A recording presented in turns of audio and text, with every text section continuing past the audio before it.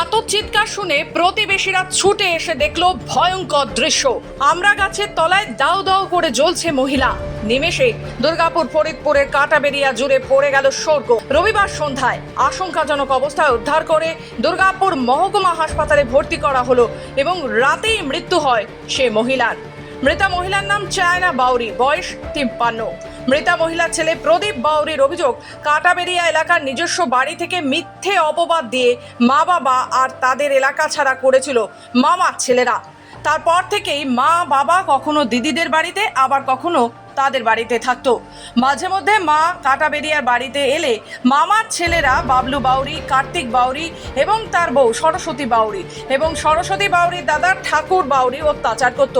রবিবার সন্ধ্যায় এলাকাবাসীদের কাছ থেকে খবর পেয়ে কাটাবেরিয়ায় পৌঁছে দেখেন বাড়ির বাইরে অগ্নিদগ্ধ অবস্থায় ছটফট করছেন মা।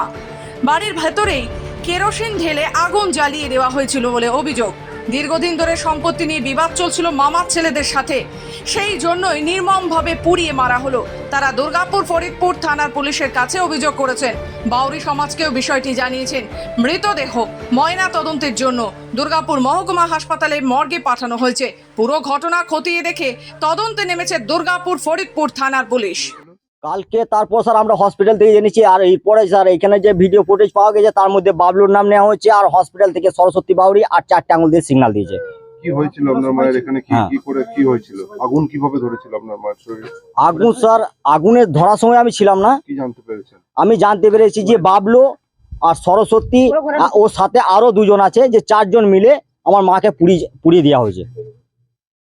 আপনার মা এখন কি অবস্থা? আমার মা মারা গেছে। কি চাইছেন আপনারা? আমরা চাই সুবিচার চাই স্যার, আর কঠোর সাজা পাক সেটাই চাই। আপনারা থানায় অভিযোগ করেছেন? হ্যাঁ স্যার, থানায় গিয়েছিলাম। থানায় আর একটু জোরদার করে করা হবে যাতে কঠোর সাজা পায়। দেখলাম যে আগুন আগুন করে চিৎকার করছে সব, আগুন আগুন করে চিৎকার করছে। তখন দেখছি দাও দাও দাও দাও করে উঠোনে মাঝে জ্বলছে। এবারে কিভাবে নেমেব, কে তো কাছে যাওয়া যাচ্ছে না। এই একটা গাছ আছে, আপনি এইদিকে তুলুন, ওই গাছটা দাও দাও করে জ্বলছে। কত আগুন!